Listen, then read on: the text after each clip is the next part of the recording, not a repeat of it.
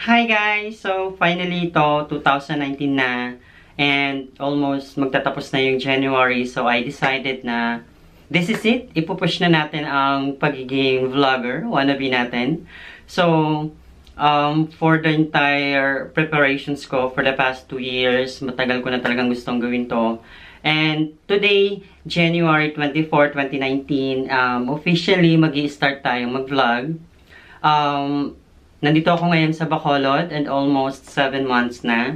And I'm excited dahil lahat ng first nagagawa natin dito sa Bacolod. So, bakit natin gustong mag-vlog? Ever since nakapag-start akong mag-travel back in 2016, sobrang gusto kong i-document lahat ng ginagawa ko sa pagta-travel, lahat ng mga magagandang lugar na napupuntahan ko, gusto kong i-document. So this time, magle-level up tayo ng konti. Gagawa tayo ng vlog. So since nandito tayo sa Bacolod, mag-start tayo bisitahin yung mga magagandang lugar dito sa Negros and specifically dito sa Bacolod City. And of course, we will also try ang mga pagkain nila rito, kung ano yung mga recommended foods para sa mga bumibisita sa Bacolod or sa Negros Oriental mismo.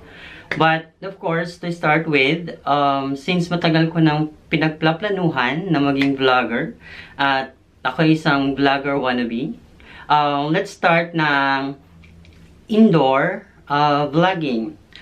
Interested din kasi akong mag-create ng mga DIY videos, mga simpleng practical tips sa buhay para mapabilis or mapadali natin yung mga pang-araw-araw, or mga simpleng tipid tips para mapamura natin o mga expensive na mga bilihin o mga simpleng bagay, magawa natin ng paraan in a way na makakatipid tayo. So, to start with, the first vlog ko, ang gusto kong gawin, kasi since matagal ko nang pinagplaplanuhan ng mag-vlog, gagawa muna ako ng sarili kong Ringlight. Practically because pagka meron kang Ringlight, mas maganda yung quality ng videos mo. And at the same time, mas professional looking ang iyong videos.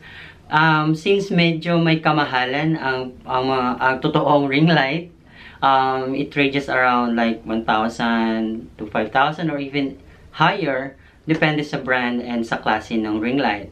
So, sisimulan natin yung first vlog ko na DIY. 600 pesos na budget, magkakaroon ka na ng sarili mong DIY ring light. So, simulan natin.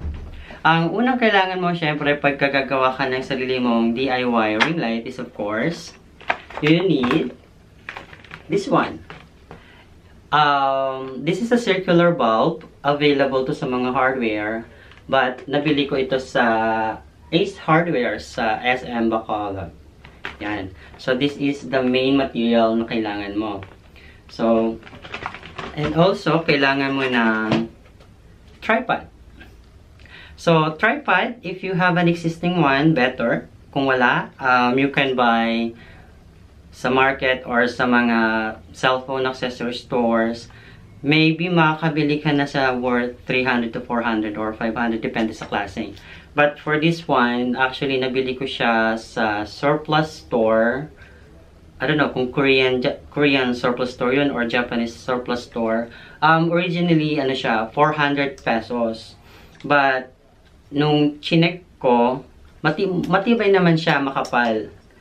So, sabi ko ang ganda. Kaya lang, when I check, defective pala dito. Kaya siguro siya nasa surplus store na. So, sinubukan ko siyang tawaran, so nakuha ko siya sa 200 pesos. So, yan. So, ito yung magiging, ito yung mag-hold ng inyong ring light na magsusupport. Just make sure na sturdy enough para hindi siya matumba. And then, kailangan mo rin ng electric bulb socket with extension. So, nabili ko naman to sa Unitap, dyan sa downtown Bacolod. It's 89 pesos.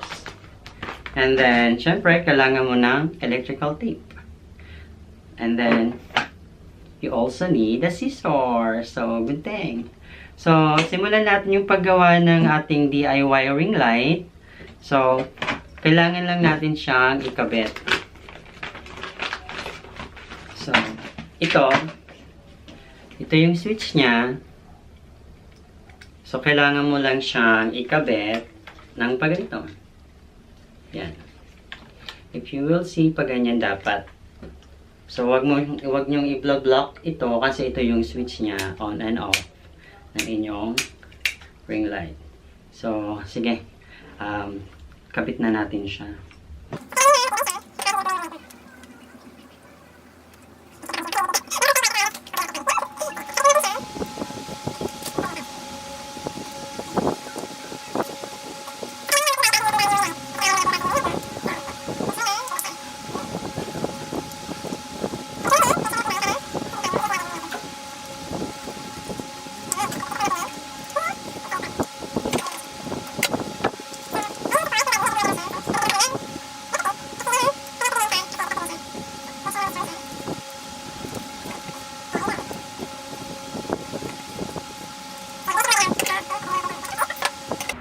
So, yan na. Meron na magsusupport sa iyong ring light. So, kabit na natin to. So, yan. I'm so excited for my ring light. Diba? And then, here. So, that's your ring light. So, napakasimple lang. Kailangan mo lang ng tatlong materials para mabuo mo yung DIY ring light. So, ito na yun. I already have my DIY ring light na mas magpapaganda ng quality ng videos ko since this is my first vlog. And, try natin. So, ganito yung quality ng videos kapag wala kang ring light. Indoor lighting lang sa taas.